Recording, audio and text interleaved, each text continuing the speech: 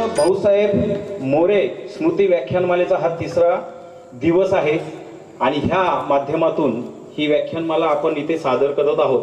खरं पाहता मी अनेक व्याख्यानमालांना हजेरी लावलेली आहे. प्रचंड व्याख्यानमाला सगळीकडे गाजतात आहेत, पण आता चांगल्या चांगल्या व्याख्यानमाला हळूहळू बंदही पडायला लागलेले आहेत. पण मला एवढं कौतुक आहे आज ह्या गावाचं, विशेष करून की आज एवढ्या गावाच्या या ग्रामीण ठिकाणी सुद्धा एवढं पब्लिक, एवढं जबरदस्त नियोजन, एवढं जबरदस्त सगळ्या गोष्टीचं आयोजन करतात आहे तुम्ही लोक, की हे खरं कौतुकास्पद आहे. खरं ह्यासाठी मी असं म्हणेल ना की आयोजन समितीसाठी आपण एकदा जोरदार टाळ्या वाजवल्या पाहिजे. मी आता साहेबांच्या विषयी थोडीशी माहिती घेत होतो. आता मी समोर बँकेत बसलो होतो आणि तिथे लक्षात आलं की भाऊसाहेब हे नाव नाहीये, भाऊसाहेब हे विचार आहे आणि विचार कधी मरत नसतात. आणि या गोष्टीत मी पाहिलं की असं एक माणूस उभा राहतो आणि एक असं काहीतरी वेगळं करायचा प्रयत्न करतो आणि ह्या मातीतून एक वेगळी क्रांती घडवतो. अनेक ठिकाणी आहे ना की एका गावामुळे ना माणसं ओळखली जातात, विशिष्ट व्यक्ती ओळखल्या जातात. पण मला असं वाटतं ना काही व्यक्तींमुळं जी गावं ओळखली जातात ना त्यामध्ये वडवळ गाव आहे आणि ते फक्त आपल्या भाऊसाहेबांमुळे ओळखलं जात आहे. आज पुण्यासारखे, आज संभाजीनगरवरून सारखे माणसं इथे येऊन तुम्हाला व्याख्यान देतात, ते तुमच्या पुढे प्रबोधन करायचा प्रयत्न करतात. ते वास्तविक पाहता मनोरंजन सगळीकडे होतं, पण ते मनोरंजन नुसतं करून फायदा नाही. त्या मनोरंजनाची सुरुवात, त्या मनोरंजनाकडे वाटचाल व्हायला पाहिजे प्रबोधनाकडे, आणि प्रबोधनाकडे वाटचाल होते ती परिवर्तनाकडे. त्यामुळे हे खूप गरजेचं असतं की चांगले विचार लोकांपर्यंत पोहोचवण्यासाठी आपल्याला हे काम करावंच लागतं. त्यासाठी खरं पाहता राहुल भैया असतील, आज सूर्यकांत दादा असतील, सविताताई असतील, हे असे तीन जबरदस्त माणसं आमच्या भाऊसाहेबांनी आपल्याला इथे दिलेली आहेत आणि त्यांच्या माध्यमातून हे कामाचं स्पीड वाढत चाललंय दिवसांदिवस. एक छोटीशी गोष्ट अशी असते की ज्या माणसाला जिवंत राहायचं असेल ना, ज्या माणसाला जिवंत राहायचं असेल ना, त्यांनी समाज उपयोगी कामं करायची असतात, लोकांच्या उपयोगी कामं करायची असतात. लोकांनी त्यांना आपलं मानलं पाहिजे, लोकांनी त्याला आपला नेता मानलं पाहिजे, तर त्या हृदया मंदिरामध्ये ते जिवंत राहतात शेवटपर्यंत. आणि मला वाटतं भाऊसाहेब कधी गेलेले नाहीयेत, आज आपल्या हृदय मंदिरामध्ये आजही ते जिवंत आहेत. कारण ते काळाच्या पडद्यामागे जरी गेले असतील तरी काळजाच्या पडद्याच्या मागे ते गेलेले नाहीयेत. आजही ते अनेक सहस्त्र डोळ्यांनी आपल्याकडे ते पाहत असतील की माझ्या नंतर माझी ही जबरदस्त चळवळ कशा प्रकारे ही मुलं असतील किंवा माझे जे वैचारिक जे आहेत हे करतात लोक, ते कशा प्रकारे पुढे नेतात आहेत. आजचा विषय छत्रपती संभाजी महाराजांबद्दल मला इथे दिलेला आहे. पण मला असं वाटतं की छत्रपती संभाजी महाराज जाणून घेण्या अगोदर छत्रपती शिवाजी महाराज जाणून घेणं गरजेचं आहे. कारण काय होतं की बऱ्याच लोकांना आहे ना गैरसमज आहे की आम्हाला शिवाजी महाराज कळले, पण 90% लोकांना हे समजत नाही की आपल्याला शिवाजी महाराज समजत नाहीये. अहो, शिवाजी महाराज म्हणजे विश्वबंधुत्व, विश्व कल्याण प्रत्यक्षात उतरवणारा राजा. समता, न्याय, बंधुता, स्वातंत्र्यता आणि सुरक्षितता या लोक कल्याणकारी तत्वांचा निर्माता म्हणजे शिवराय. शिव म्हणजे सत्य, शिव म्हणजे सुंदर, शिव म्हणजे सर्वोत्तम, शिव म्हणजे मातृत्व, शिव म्हणजे कर्तृत्व, शिव म्हणजे नेतृत्व, शिव म्हणजे दातृत्व, शिव म्हणजे एकी, शिव म्हणजे नेकी, शिव म्हणजे शौर्य, शिव म्हणजे धाडस, शिव म्हणजे आश, शिव म्हणजे विश्वास, शिव म्हणजे सर्व पापांचा नाश, आणि शिवराय म्हणजे स्वराज्य. शिवराय म्हणजे स्वराज्य. आणि हे शिवाजी महाराज आपल्याला जाणून घेण्यासाठी आज आपल्याला खरं अगदी मनापासून इथं असणं गरजेचं आहे. थोडेसे मोबाईल असतील ते सायलेंट ठेवा. मला असं म्हणणं आहे की घरची टेन्शन नेहमीचीच आहेत. आज तिथे गॅसवर दूध ठेवलंय का बाई, माझा फॅन बंद केलाय का बाई, मी दाराला कडी लावली का, वर्ग कुठे गेले दिसलं नाही, हे राहून दे आजचा थोडे दिवस. आणि माझ्या इथल्या लोकांना पण म्हणणं आहे की बाकी सगळं बाजूला राहून दे. IPL VPL आयुष्याचा IPL झालंय सगळ्यांच्या, 3 तासाचा सिनेमा झालाय. पण मला असं वाटतं ही वैचारिक चळवळ जर आपल्याला पुढे न्यायची असेल आणि आपल्याला हे आतापर्यंत जे काय कार्य आहे हे पुढच्या पिढीकडे हस्तांतरित करायचं असेल तर ही जबाबदारी आपल्याला घ्यावी लागेल. कारण आपण जर जबाबदारी घेतली नाही तर पुढच्या काळामध्ये प्रचंड प्रमाणामध्ये आपला जो समाज एका वेगळ्या दिशेने चाललेला आहे. त्यामुळे एक प्रचंड नुकसान आपल्या या समाजाचं होत चाललेलं आहे. आणि आज मी खरं सांगतो की अनेक वक्ते येतात, अनेक व्यासपीठांवर बोलून जातात, पण वक्त्याची खरी व्याख्या काय हो? वक्ता म्हणजे काय आहे की आपल्या प्रभावशाली शब्द सामर्थ्याने समोरच्या मनामध्ये, त्यांच्या काळजामध्ये एक चांगले विचार जो रुजवतो आणि त्यांना परिवर्तन करण्यासाठी तो त्यांच्याकडनं प्रयत्न करून घेतो. अशा त्या व्यक्तिमत्वाचे शब्द सामर्थ्य ज्याला लाभलेले आहेत त्याला म्हणतात वक्ता. पण आजकाल वक्ते कमी वाचाळ जास्त झालेले आहेत. कारण तुकोबाराय म्हणतात ना, असाध्य ते साध्य करीती सायास कारण अभ्यास तुका म्हणे. पण आजकाल अभ्यास कमी केला जातो. व्हॉट्सअप युनिव्हर्सिटी असेल, फेसबुक युनिव्हर्सिटी असेल, यातनं शिवाजी महाराज आपल्याला जाणून घेतले जातात आणि त्याच्यावर आपण चर्चा करत बसतो आणि फक्त एक वाचाळ माणसाची एक जबरदस्त चळवळ त्याच्यामध्ये सुरू होत असते. कारण शिवाजी महाराजांचं आयुष्य जर बघितलं ना मित्रांनो, तर आज 18,306 दिवसांचं आयुष्य माझ्या राजाला लाभले. किती? 18,603 दिवसाचं. त्यातले जवळजवळ 9,000 दिवस माझा राजा दुर्गराज राजगडवर राहिलेला आहे. आणि त्यांच्या आयुष्यामध्ये लहानपणीचा 16 वर्षाचा जो कार्यकाळ सोडला तर उरतात जवळजवळ एक 34 वर्ष. त्यातले अजून एक त्यांचा संघर्षाचा काळ असेल, मग अफजल खान असेल, शाहिस्तेखान प्रकरण असेल, पन्हाळा असेल, सुरत लूट असेल, या सगळा कार्यकाळ जर बघितला तो फक्त गोळाबेरीज केली तर आपल्याला 8 ते जास्तीत जास्त 7.5 ते 8 वर्षाचा कालावधी आपल्याला सापडतो. 16 आणि 8 24 वर्षाचा कालावधी फक्त आपल्याला इतिहासात सापडतो दादा. मग उरलेल्या 26 वर्षामध्ये महाराजांनी केलं काय? आणि हे 26 वर्षाचा ज्या वेळेस आपल्याला कार्यकाळ समजेल त्यावेळेस खऱ्या अर्थाने छत्रपती शिवाजी महाराज आपल्याला समजतील. मग या 26 वर्षात महाराजांनी काय केलं? तर समाजकारण केलं, दुर्गकारण केलं, अर्थकारण केलं. या सगळ्या गोष्टींवर महाराजांनी अतिशय बारकाईने लक्ष दिलं. धर्मकारण चांगल्या प्रकारे केलेले आहेत. म्हणून आजही शिवाजी महाराज की जय म्हणलं जातं. नुसता लढाया करून तर छत्रपती होता आला असतं, पण त्याच्याच बरोबर रयतेवर माझं किती प्रेम आहे, रयतेसाठी काय आवश्यक आहे हे जाणून गेला असतो. तो असतो जाणता राजा. आणि ते शिवाजी महाराजांनी केलेलं आहे. पीपीटी जोडली आहे का? ठीक आहे, पीपीटी एक चालू करा. माईक चालू आहे सर, ऑन करा.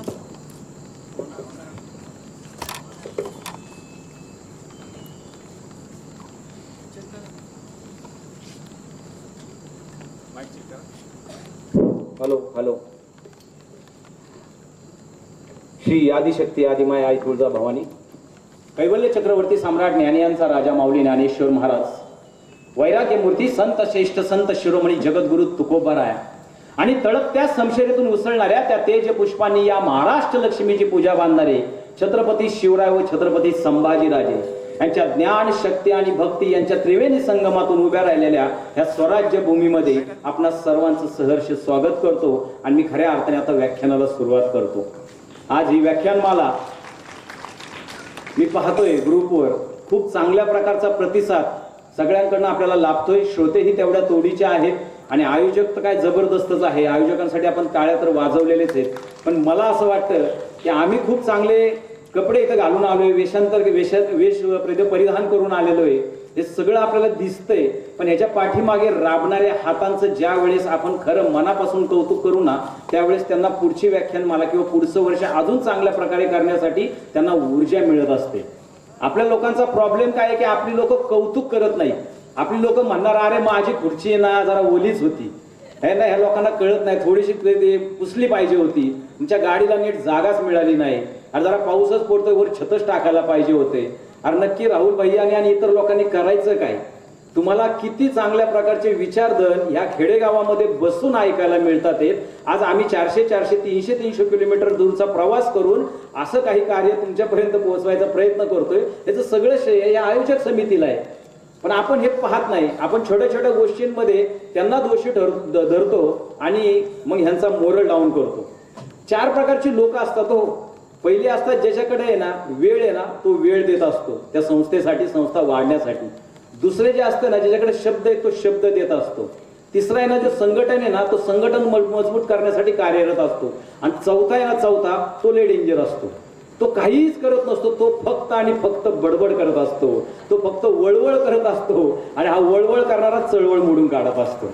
त्यामुळे अशा लोकांपासून आपण थोडंसं दूर राहणं गरजेचं आहे. आणि अशा लोकांच्या पाठीमागे आपण सपोर्टला उभं राहिलं पाहिजे की तुम्ही करतात ते खूप चांगलं कार्य करताय. आम्ही तुमचं कौतुक करतो की तुम्ही एवढं चांगलं काम आम्हाला आमच्या गावात बसून एवढे चांगले विचार, एवढे चांगले वक्ते आणि एवढी चांगली विचारांची परंपरा देत आहेत. आमच्या मुलांपर्यंत काहीतरी चांगलं पोचतंय, त्यांच्या कानापासून मनापर्यंत त्यांच्या काळजामध्ये काही ना काहीतरी रुजलं जाते, काहीतरी चांगलं तुम्ही त्याला देताय. आता मी बोलत होतो सूर्यकांत दादांशी. सूर्यकांत दादा म्हणले, अहो एवढं आम्ही जीवाचं रान करतोय, सगळं करतोय की आपल्या गावासाठी आपल्याला काहीतरी करता आलं पाहिजे. त्यांना म्हणलं, दादा हाच फरक असतो. बाहेर किती पाऊस पडत असतो, गुडघाभर चिखल असतो, विजा कडकडत असतात, तरी तो माणूस जो बेवडा असतो ना, तो दारू प्यायला जातो, त्याला कशाचीच भीती वाटत नाही.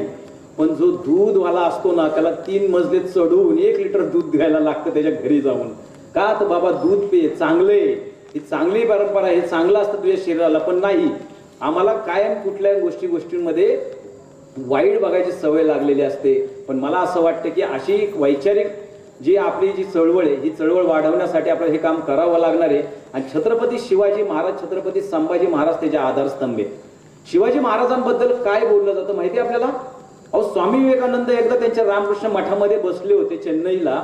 त्यावेळेस त्यांच्या शिष्यांबरोबर ते गप्पा मारत असताना त्या शिष्यांमध्ये एक विषय निघाले, बरेच विषय निघाले, आणि स्वामी विवेकानंद यांचा अनेक विषयांवर बोलणं चालू असताना विषय जो आहे तो ऐतिहासिक प्रांताकडे वळला, ऐतिहासिक गोष्टीकडे वळला. त्यावेळेस एक महाराष्ट्रीयन माणूस, महाराष्ट्रीयन मुलगा काहीतरी एक विचित्र गोष्ट बोलून गेला आपल्या राजाबद्दल. त्यावेळेस स्वामी विवेकानंदांना ते वाईट वाटलं. स्वामी विवेकानंद म्हणजे साधं व्यक्तिमत्व नाहीये, तो वेदांत तत्वज्ञानाचे प्रकांड पंडित आहेत. भारतीय इतिहासाचा सगळ्यात मोठा अभ्यासक म्हणून त्यांच्याकडे पाहिलं जातं. आणि असं व्यक्तिमत्व ज्यांनी आपल्या बुद्धिमत्तेने, आपल्या अभ्यासाने आपली बुद्धी एवढी कुशाग्र केलेली आहे आणि 7 समुद्र पार आपल्या हिंदू धर्माचे आज तिथे झेंडे गाडलेले आणि नव्याने हिंदू धर्माची ओळख ह्या जगाला करून दिलेली आहे. असं व्यक्तिमत्व ज्यावेळेस बोलत असताना मित्रांनो, त्याच्या तोंडातून साक्षात सरस्वती बोलत असते. त्यावेळेस ते लोकांना, त्यावेळेस ते विद्यार्थ्यांना, त्यांच्या आपल्या शिष्यांना सांगतात की तुम्ही आता ज्या महापुरुषाबद्दल जे बोलत आहात ना, त्या महापुरुषाचा माझा अभ्यास मी तुम्हाला सांगतो. आणि त्यावेळेस स्वामी विवेकानंदांनी जवळजवळ 50 मिनिटाचं एक जबरदस्त व्याख्यान त्यांना दिलेले, जबरदस्त. त्यातले काही पॉइंट असे होते की तुम्हाला माहिती नाही की आज मर्यादा पुरुषोत्तम प्रभू रामचंद्र आणि राजकारण धुरंधर श्रीकृष्ण या दोघांच्या विचारांचा समागम जर कलियुगात पुन्हा पाहायचं असेल तर ते व्यक्तिमत्व आहे छत्रपती शिवाजी महाराज. छत्रपती शिवाजी महाराज म्हणजे प्रभू रामचंद्र आणि श्रीकृष्ण यांच्या विचारांचा समागम आमच्या छत्रपती शिवाजी महाराजांच्या मध्ये झालेला आहे. आणि त्यावर त्यांनी बरंच व्याख्यान त्यांना तिथं दिलेलं आहे. असे हे व्यक्तिमत्व ज्यावेळेस शिवाजी महाराजांबद्दल बोलतंय, विचार करा त्यांचा अभ्यास किती प्रगल्भ असेल. आणि ह्याच पुढे त्यांनी खूप काही गप्पा त्याच्यामध्ये मारलेले, तर त्यांनी त्यांना बरंच काही गोष्टी सांगितलेल्या आहेत. आणि शिवाजी महाराज म्हणजे काय हो, शिवाजी महाराज म्हणजे फक्त शाहिस्ते खान, अफजल खान, सुरत लुटली एवढं नाहीये. मी सांगितलं 26 वर्षाचा मागोवा जो आहे ना, जो लपलेला आहे, मी सांगितलं दुर्गकारण, धर्मकारण, अर्थकारण, हे सगळे गोष्टी जे शिवाजी महाराजांनी केल्या ना, ह्याच्यावर आपल्या खरंच तरुणांनी अभ्यास केला पाहिजे. आपण काय करतो, ते अफजल खानावरच रील करत बसतो. उसको लाया नहीं था, उसको बुलाया था, लाया गया था, उसको मारा गया था. अरे ते झालं, तो विषय नाहीये आपला. ते शौर्य आहे, शिवाजी महाराजांचं शौर्य एक गुण आहे. पण त्याच्या पलीकडे जाऊन शिवाजी महाराजांनी काय केलेले, अर्थकारण कसं केलेलं आहे, अर्थकारणाचे स्त्रोत काय त्यांनी निर्माण केलेले आहेत, धर्मकारण कशा प्रकारे केले. शिवाजी महाराज कधी धर्मांध नव्हते हो. कुणी उठलं, शिवाजी महाराजांनी सांगितलं की इथं मशिदी पाडत, तिथं नाही असं केलं. माझा धर्म आहे, मी ज्या धर्मात जन्माला आलेलो आहे त्याचा मी धर्माभिमानी आहे, त्या धर्माचा मला अभिमान आहे. मी तुमचा धर्माचा अभिमान करतोच, पण त्याबरोबर माझ्या धर्माचा मी जास्त अभिमान करतो.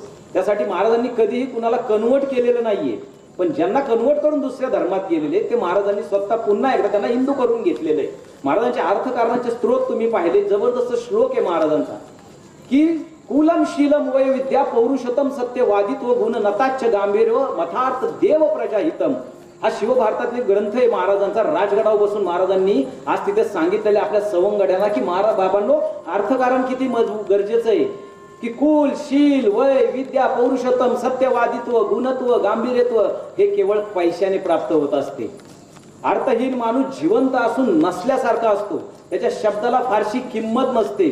त्यामुळे ज्याला प्रचंड सैन्यबळ उभं करायचंय त्याला द्रव्यबळाची गरज असते. ज्याला द्रव्यबळाची गरज असते त्यांनी नेहमी मोहिमेमध्ये बिझी राहिलं पाहिजे, नेहमी मोहिमा केल्या पाहिजे, आपलं अर्थकारण मजबूत केलं पाहिजे. त्यामुळे जसं पृथ्वीराजाने पृथ्वी पिळून दूध काढलं, तद्वत हा शिवाजी राजा सर्व प्रांतातील पैसा ह्या स्वराज्यामध्ये आणेल आणि ह्या स्वराज्याचं सुराज्य करेल. हे शिवाजी महाराजांचे शब्द आहेत, लक्षात घ्या.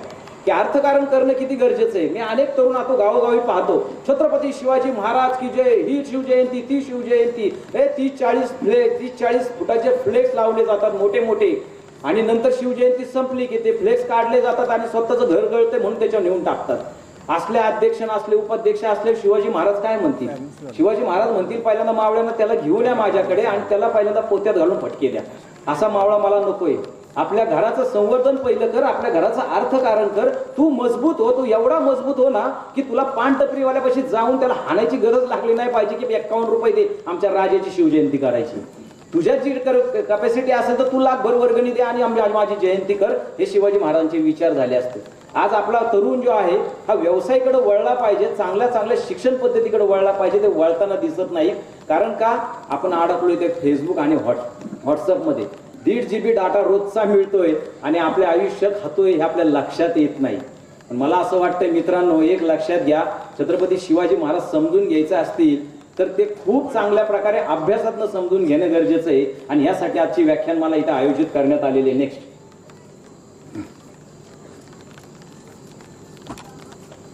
छत्रपती शिवाजी महाराज समजून घ्यायचे असतील तर पहिल्यांदा आपल्याला शिवपूर्व काळ जाणून घेणं गरजेचं आहे. की कसा आहे तो शिवपूर्व काळ, कसा होता शिवाजी महाराजांचा जन्म झाला, किंवा जन्माच्या आधीची परिस्थिती काय होते. अहो, जवळजवळ 1294 गोष्ट आहे. अल्लाउद्दीन खिलजी महाराष्ट्रावर तुटून पडलेला आहे आणि महाराष्ट्राची जी आपली सगळ्यात मोठी जी राजधानी आहे ती देवगिरी आहे. ती देवगिरी पूर्ण लुटून त्यांनी जबरदस्त संपवलेली आहे. आज तिथे आपल्या धर्मावर तर सोडा, म्हणजे आपल्या मंदिरं त्यांनी उद्ध्वस्त केलेली आहे. स्त्रियांवर एवढे अत्याचार केलेले आहेत की इतिहासकार म्हणतात की उसके बारे में लिखने भी जाओ तो हमारे कलम को शर्म आती है, हमारे कलम को शर्म आती है. तुमच्या माझ्यासारखे चांगले तरुण बघितलेले त्यांना आज गुलाम म्हणून विकलं गेलेले, शेती उद्ध्वस्त करून टाकलेली आहे. ही महाराष्ट्राची परिस्थिती. महाराष्ट्र यातनं जातोय आणि बरोबर 25 ऑक्टोबर 1296 आज आपल्या माऊलींनी समाधी घेतली आळंदीला.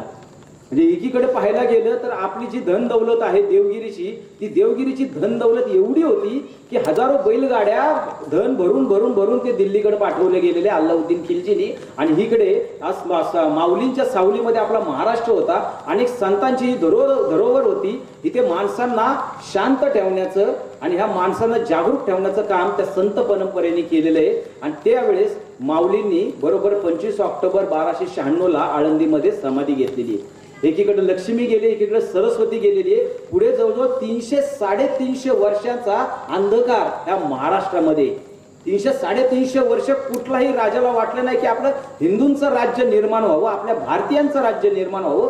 300 वर्ष महाराष्ट्र जो अंधकारात राहिलेला आहे. 300 वर्ष छोटी गोष्ट नाहीये. 20 वर्षाला एक पिढी बदलत असते. तुम्ही विचार करा, 300 वर्षाचा हा कॅल्क्युलेशन जर काढलं तर आपल्या लक्षात येतं आपण आपले वडील, आपले आजोबा, आपले पंजोबा, आपले खापर पंजोबा गुलामगिरीमध्ये जगत होते. आणि गुलामगिरी हे विष असतं. ते एकदा माणसाच्या मनामध्ये, त्याच्या शरीरामध्ये भिनलं गेलं ना की त्याचाच अभिमान वाटायला लागतो. आणि त्याचा अभिमान संपतो, स्वाभिमान संपतो, विचारशक्ती संपते. त्यावेळेस उरतात ते फक्त जिवंत प्रेत. जगायचं म्हणून जगायचं अशी लोक ह्या महाराष्ट्रामध्ये जगत होती. कुणाकडे स्फूर्ती वाटत नव्हती, कुणाकडे प्रेरणा मिळत नव्हती की आता कसं स्वतःचं राज्य करावं, स्वतः लढावं, स्वतःसाठी काहीतरी राज्य निर्मिती करायची. इथली सगळी लोक मनाने पूर्ण हरली होती. आणि अशा जबरदस्त गोष्टींवर आज शिवाजी महाराजांचा जन्म तिथं होतोय. हा त्या आक्रमकांचा कालावधी आहे मित्रांनो. की असं वाटतं की ज्या भगवान श्रीकृष्णाने आम्हाला वचन दिलं होतं की यदा यदा ही धर्मस्य ग्लानिर्भवति भारतात उत्थानम अधर्मस्य तदात्मानं सुजान्यहम. आणि हे त्यांनी दिले वचन आपल्याला दिलं होतं की ज्या वेळेस आपल्या इथं अन्याय होईल त्या वेळेस मी जन्माला येईल आणि इथला अन्याय दूर करेल. खरं पाहता बघायला गेलं तर श्रीकृष्ण हे वचन विसरले की काय, अशी परिस्थिती ह्या भारतामध्ये, या महाराष्ट्रामध्ये निर्माण झालेली आहे. आपण महाराष्ट्राचा फक्त इतिहास बघू. 600 वर्ष उत्तरेत 600 वर्ष आणि महाराष्ट्र जवळजवळ 300-350 वर्ष गुलामगिरीत चाललेले. आणि अशा पार्श्वभूमीवर एका बालकाचा जन्म होतोय आणि त्या बालकाचं नाव ठेवलं जातंय शिवाजी. आणि तिथनं पुढं खरं शिवभारत एक निर्माण चालू होते. आणि हा शिवपूर्व काळ जाणून घेतल्यानंतर असं लक्षात येते की मनाने हरलेली माणसं, स्वाभिमान विसरलेली माणसं आम्हीही लढू शकतो, आमचेही विजय होऊ शकतात, आमचंही राज्य निर्माण होऊ शकतं, असे न्यूनगंड त्याच्यामध्ये निर्माण झालेल्या लोकांचा एक सगळे नकारात्मक निर्माण झालेले. अशा वेळी त्या बालकाचा जन्म होतोय आणि त्यापुढे शिवाजी महाराजांचा जन्म झाल्यानंतर एक स्त्री काय करू शकते हे त्याचं उदाहरण म्हणजे आपलं शिवचरित्र आहे. शिवाजी शहाजी भोसले हे शिवचरित्र फक्त एका माणसाचं नाहीये, ते आपल्या राष्ट्राचं आहे, ते आपल्या भूमीचं आहे, ते आपल्या संस्कृतीचं आहे. हे राज्य व्हावे तर ही श्रींची इच्छा बोललं जातं, पण मला असं वाटतं की हे राज्य व्हावे ही आधी श्रीची इच्छा आहे. एका स्त्रीने ती इच्छा निर्माण केलेली आहे की राज्य व्हावं. हे मला असं वाटतं की मला पारतंत्र्यात या लोकांना बाहेर काढायचंय तर काय केलं पाहिजे. आणि मग त्या बालकावर वेगवेगळ्या प्रकारचे संस्कार आपली आई करते. आज माता किती गरजेची असते बघा, लक्षात घ्या की एका आईने ठरवलं ना तर शिवबा घडतो, आणि एका शिवबाने ठरवलं ना तर स्वराज्य घडतं, स्वराज्य घडतं. त्यामुळे माता खूप गरजेची आहे. पण माता आता ती बहुतेक ती माता हरवत चालली का काय. मी कायम स्त्री शक्तीला आव्हान करत असतो की तुमच्याकडे देवाने एक वेगळा गुण दिलेला आहे. अष्टभुजा म्हणून तुमच्याकडे पाहिलं जातं, देवीचं रूप म्हणून तुमच्याकडे पाहिलं, स्त्री शक्ती म्हणून तुमच्याकडे पाहिलं, आदिशक्ती म्हणून तुमच्याकडे पाहिलं जातं. तुम्ही ठरवलं तर काहीही करू शकता, एवढी शक्ती ह्या निसर्गाने तुमच्यामध्ये दिलेली आहे. आणि हेच आज त्या शिवचरित्रात आपण जाणून घेतो, बघून घेतो. आज ह्या अनेक देवीची रूपं आपण पाहिलेली आहेत हो, पण मातेंची रूपं तुम्हाला जशी देवीची 9 रूपं आहेत ना तशी आजकालच्या मातेंची 4 रूपं आहेत. तुमची माता आता कुठले ते पोरांनो सांगा रे बाबांनो, बघा लक्ष द्या. 4 प्रकारच्या माता आता सापडत्या. ते पहिली माता असते ना ती असते दुर्गा माता. ते पोरग चुकायचीच वाट बघत असते की त्याला रट्टा दिला म्हणून समजायचं. तूच चुकायच्या तिकडं सासरा काय बोलू सासू काय बोलू, पण त्याला मारल्याशिवाय तिला आधी चैन पडत नाही. तू शाळेत ना आला काय चुका केल्या काय नाही ते पहिलं रट्टा की तुझी चुकलेली असणार काय ना काहीतरी. ही असते दुर्गा माता, प्रचंड जबरदस्त असते. दुसरी असती शांती रूपेनं, म्हणजे तिला आहे ना पोरग शाळेत ना आला बाबा ये, जेवायचं बाबा जेव, चाललं बाबा जा, अभ्यास नाही करायचा नको करू, तिला काही घेणं देणं नसतं. माझं मी जसं होईल तसं होईल, तुझं माझं झालंय तुझं तसं होईल. तिसरी माता जी असते ना ती असते अन्नपूर्ण माता. ही पण लय जबरदस्त असते. ती येता जाता ना त्या मुलगा जेवढच वर्गात ना म्हणजे शाळेत तो घरी येतो, घरी त्याचं दप्तर पडतं नाही पडतं की त्याचे दप्तर पहिल्यांदा ताब्यात घेते आणि त्याचा डबा उघडून बघते, तू जेवलास का, तू खाल्लंस का, तू खाल्लंस का नाहीस. मग ह्याच्यावरून त्याला मारलं जातं. आता ही अन्नपूर्णा अशी डेंजर असते की ह्याच्यात पोराचं आहे ना आज नुसता म्हणजे होतात ना भेळीचं पोतं झालेलं असतं त्या पोराचं. त्याची डिरी आहे ना टी शर्ट मध्ये खाली लोंबकाळ्या लागलेली असती, तरी ती आई म्हणती बाळा 2 दिवस तू नीट जेवला नाही, जरा बारीक झालायस. आता ही आपली माता असते ती जबरदस्त माता अन्नपूर्णा असते. आणि चौथी जी माता असते ना ती सरस्वती रूपाची असते. तिला बाकीचं काय घेणं देणं नाही. वर तू पहिल्यांदा अभ्यास केला का, अभ्यास काय सांगितला, अभ्यास काय केला, तू अभ्यासाला बस, अभ्यास कर अभ्यास कर अभ्यास कर. अरे हो बाबा तो करेल, एवढ्या लहान वयातच त्याला लगेच बॅरिस्टर नको करू बाबा. या गोष्टी जर बघितल्या ना ह्या 4 माता आहेत. पण मला वाटतं ह्या 4 माता एकत्र झाल्या तर एक चांगला मुलगा, एक चांगलं पिढी घडू शकते. आणि ती आमच्या जिजाऊंनी केलेली आहे. कारण तुम्हाला माहिती नसेल स्त्री शक्तीला एक सांगतो तुम्हाला, गरुड पुराणामध्ये स्त्रीचं संपूर्ण रूपाची एक व्याख्या केलेली आहे. ती आपल्यासाठी खूप गरजेची आहे. तुम्ही छान ऐकणार आहात म्हणून सांगतो तुम्हाला की स्त्री काय असते. परिपूर्ण स्त्रीची व्याख्या काय आहे की कार्येषु मंत्री, कर्णेषु दाशी, भोजनेषु माता, शयनेषु रंभा, धर्मानुकूलता आणि क्षमा धरित्री. या 6 क्वालिटी ज्या स्त्रीमध्ये असतात ना ती स्त्री खऱ्या प्रमाणात आज परिपूर्ण स्त्री असते. आणि ते आज त्यांनी बघितलंय की बाबा तुम्ही सगळ्या कार्यामध्ये कार्येषु मंत्री, ज्याप्रमाणे कार्य तुम्ही मंत्र्याप्रमाणे करताय, घरची सगळी जबाबदारी तुम्ही पार पाडताय, अन्नपूर्णा म्हणून सर्वांना तुम्ही जेवू घालताय, दासत्वाचा भाव तुमच्यामध्ये निर्माण असला पाहिजे, सर्वांची तुम्ही सेवा केलीच पाहिजे. पण तुमच्यामध्ये धर्मानुकूलता असलं पाहिजे की जिथं चुकलं तिथं चुकलं. धर्माला विसंगत तुमचं कुठलं कार्य मुलाकडनं होत असेल, नवऱ्याकडनं होत असेल, तिथं तुम्हाला त्याची कान उघडणी करताच आली पाहिजे, ती केलीच पाहिजे. मुलांच्या चुकीच्या गोष्टींवर तुम्ही पांघरून घातलंच नाही पाहिजे. तिथं तुम्हाला तुमच्यातली दुर्गा जागृत करताच आली पाहिजे. ती आपण करत नाही. आणि माझं लेकरू आहे, माझं सोनू आहे, मग त्याच्याच अंगावर पांघरुणावर त्याच्या चुकांवर पांघरून घाल, ह्या गोष्टी आपण करतो तिथं सर्वात जास्त चुकतो. ह्या सर्व गोष्टी ज्या आहेत ह्या गोष्टी जर लक्षात गेलं तर स्त्री शक्तीला खूप मोठं आज पुढच्या भविष्यामध्ये येणाऱ्या मुलांकडनं आपण चांगलं समाज घडवू शकतो. आणि ह्या गोष्टी तेव्हा ते जिजामातेंनी केलेल्या आहे आणि जिजामातेंनी ह्या मुलाला घडवलेले आहे. हा जिजामातेंचा हा पहिला मुलगा नाहीये, जिजामातेंचा हा पहिला पुत्र नाहीये. छत्रपती शिवाजी महाराज म्हणजे लोकांना वाटते की जिजामातेंचा एक, अहो जिजामातेंना एकूण 6 मुलं झालेली आहेत. पहिले झाले ते संभाजीराजे. मी छत्रपती संभाजी महाराज म्हणत नाहीये, मी संभाजीराजे शिवाजी महाराजांचा मोठे बंधू, आई जिजाऊंचा मोठा पुत्र. त्यानंतर जिजामातेला 4 मुलं झालेली आहेत. ती 4ही मुलं काही कारणास्तव वारलेली आहेत आणि 6वे झाले ते शिवाजी महाराज झालेले आहेत. आणि हे शिवाजी महाराज सुद्धा जगतील का मरतील ही शाश्वती नसताना हा मुलगा असा काय जगला आणि असा काय जबरदस्त यश कीर्ती प्रताप महिमा ह्या 50 वर्षात करून दाखवला. शिवाय जगाचा इतिहास पूर्ण होऊ शकत नाही ही ताकद माझ्या राजांनी ह्या भूमीमध्ये निर्माण केलेली आहे. विचार करा, आई जिजाऊंनी त्यांना कशा प्रकारे निर्माण, कशा प्रकारे संस्कारमय केलं असेल. हा मुलगा लहानपणी एवढा जबरदस्त आज आशक्त होता. म्हणतात की आज शिवभारतामधलं सांगतो बरं, मी माझ्या मनाने सांगत नाहीये. शिवभारत ग्रंथ आहे, शिवाजी महाराजांच्या हयातीत लिहिलेला ग्रंथ आहे. त्याच्यामधल्या नोंदी आहेत की हा मुलगा एवढा आशक्त होता की ह्याला घराचा उंबरटाही ओलांडायला अडचण होत होती. हा उंबरटाही ओलांडू शकत नव्हता. हा मुलगा पुढे थोडासा मोठा झाल्यानंतर शिवनेरीची माती खायला लागलेला आहे. हा मुलगा थोडा मोठा झाल्यानंतर मातीचे किल्ले बनवायला लागलेले आहे, त्याच्या शेजारी उभारायला लागलेले आहे. आणि हे किल्ले माझे हातात काठी घेऊन तो लोकांना सांगतोय. ते वेगवेगळ्या प्रकारचे खेळ खेळत होते शिवाजी महाराज. आंधळी कोशिंबीर शिवाजी महाराजांचा सगळ्यात आवडता खेळ आहे. चेंडू, कापडाचा चेंडू वर टाकणे, टाळ्या वाजून तो झेलणे शिवाजी महाराजांचे खेळ आहेत. हे सगळ्या गोष्टी शिवभारतामध्ये आलेले आहेत. आई जिजाऊंच्या मांडीवर बसून आई जिजाऊंनी त्यांना दूध भात खाऊ घातलं.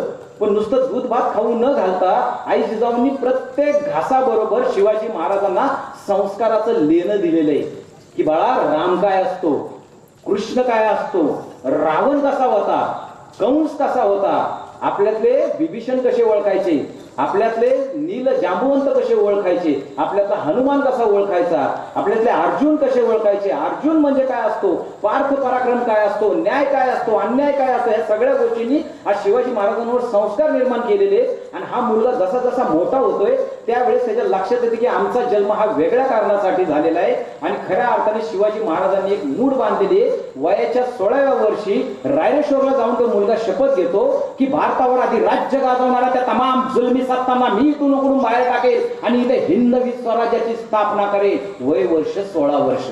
आणि या 16व्या वर्षानंतर जो त्याचा पराक्रम चालू होतोय, जो तलवार त्यांनी हातात घेतलेली की अन्यायाच्या विरुद्ध मला उभं राहायचंय, आणि शून्यातून त्यांनी स्वराज्याकडे वाटचाल केलेली.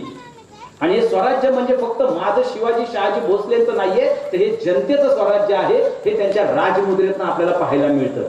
अहो, शिवाजी महाराजांनी तलवार चालवली हा शौर्य गुन्हे मी तुम्हाला सांगितलं. का तलवार उचलावी लागली, त्यावेळेस ती परिस्थिती तशी होती, आक्रमक तेवढे जबरदस्त होते. आणि अशा ठिकाणी शिवाजी महाराजांनी तलवार उचलली, कारण शस्त्राशिवाय क्रांती नाही, शस्त्राशिवाय शांतीही नाही. आणि ही शिवाजी महाराजांची तलवार ज्यावेळेस उचलली जाते त्याचं वर्णन कविराज भूषणांनी करून ठेवलेले की शिवाजी महाराजांची तलवार ही दक्षिणेची ढाल आहे. ही साधी सिंपल नाही, फक्त तलवार नाहीये, ती अख्ख्या दख्खन प्रांताची दक्षिणेची तलवार, दक्षिणेची ढाल म्हणून त्या तलवारीकडे पाहायला लागतात. ते त्या तलवारीवर लागलेलं रक्त कधी वाळत नाही, ते सदैव लाल आणि ताजं राहतं. ती विषारी नागिनेप्रमाणे आज शत्रूवर तुटून पडतेली आहे. आणि ही तलवार आज पूर्ण दक्षिणेमध्ये एक भिंतीप्रमाणे उभी राहिलेली, त्याच्या पाठीमागे सगळे हिंदू सुरक्षित ठेवलेले त्या काळामधले.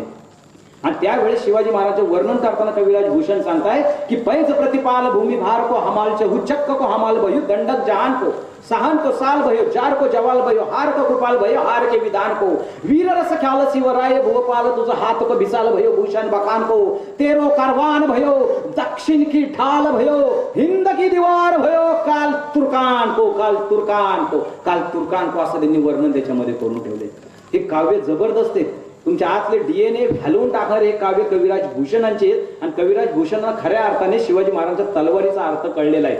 आणि पुढे जाऊन शिवाजी महाराजांनी हे स्वराज्य निर्माण केलेले आहे. स्वराज्य म्हणजे काय निर्माण केलेलं आपल्याला माहिती आहे. अहो, जिथं केवळ भूमी होती ना, भूमी, तिथं शिवाजी महाराजांनी एक आदर्श राष्ट्र निर्माण केलेले. जिथं केवळ आहे ना मनाने हरलेले लोक राहत होती ना, तिथं शिवाजी महाराजांनी एक आदर्श समाज निर्माण केलेले. जिथं केवळ पोकळ भावना होत्या तिथं शिवाजी महाराजांनी राष्ट्र भावना निर्माण केलेल्या आहेत. आणि जिथं केवळ गुलामांचं राज्य म्हणून ओळखलं जात होतं तिथं शिवाजी महाराजांनी लढवई या मावळ्यांचं स्वराज्य निर्माण केलेलं आहे. म्हणून छत्रपती शिवाजी महाराज की जय म्हणलं जातं. आणि हे ज्यावेळेस आपण जाणून घेऊ त्यावेळेस लक्षात येतं की शिवाजी महाराज कशा प्रकारे यांनी स्वराज्य निर्माण केलेले. अनेक ठिकाणी शिवाजी महाराजांनी स्वराज्य निर्माण करताना आपली नीती, मूल्य, तत्व कधीही सोडली नाहीये.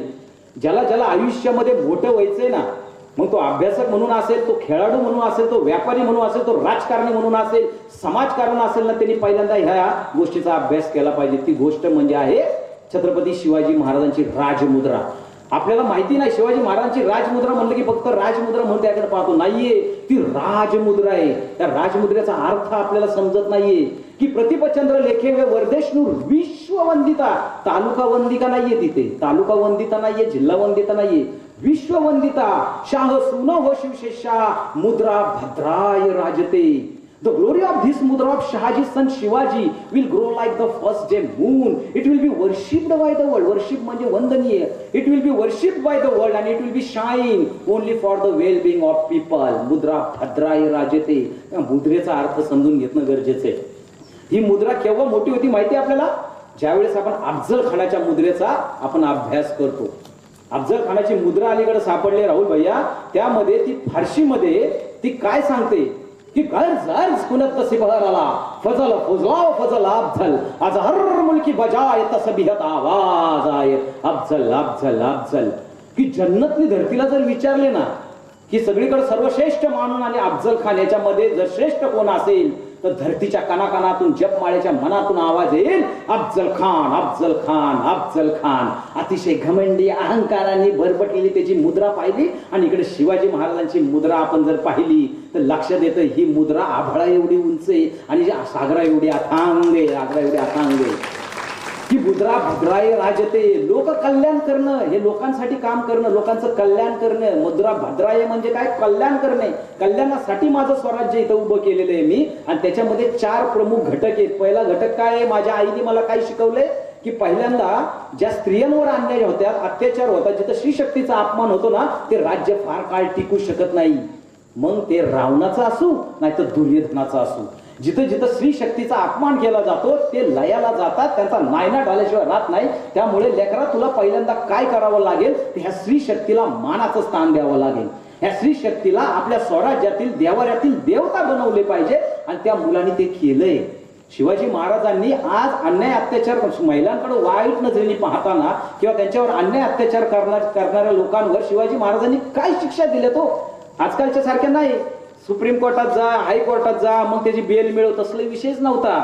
अहो 15व्या वर्षी 16व्या वर्षी तो मुलगा आज त्या सूर्याजी बिन भिकाजी गुजर याला त्याची शिक्षा दिलेली. काय शिक्षा दिलेली आहे की ह्याचे हात आणि पाय कुऱ्हाडीने तोडा, कुऱ्हाडीने तोडा, हात आणि पाय कुऱ्हाडीने तोडा आणि त्याला कसबा पेठेमध्ये आज पाळ्या ह्याच्यावर ठेवा, त्याला झोपाळ्या कशावर बसा, त्या पांगुळ गाड्यावर बसवा. येणाऱ्या जाणाऱ्या लोकांना कळलं पाहिजे माझं स्वराज्य ह्याच्या पुढे स्त्रीच्या रक्षणासाठी असणार आहे. पुरत आयुष्यात आपल्या स्वराज्यामध्ये अशी घटना झालेली लक्षात घ्या.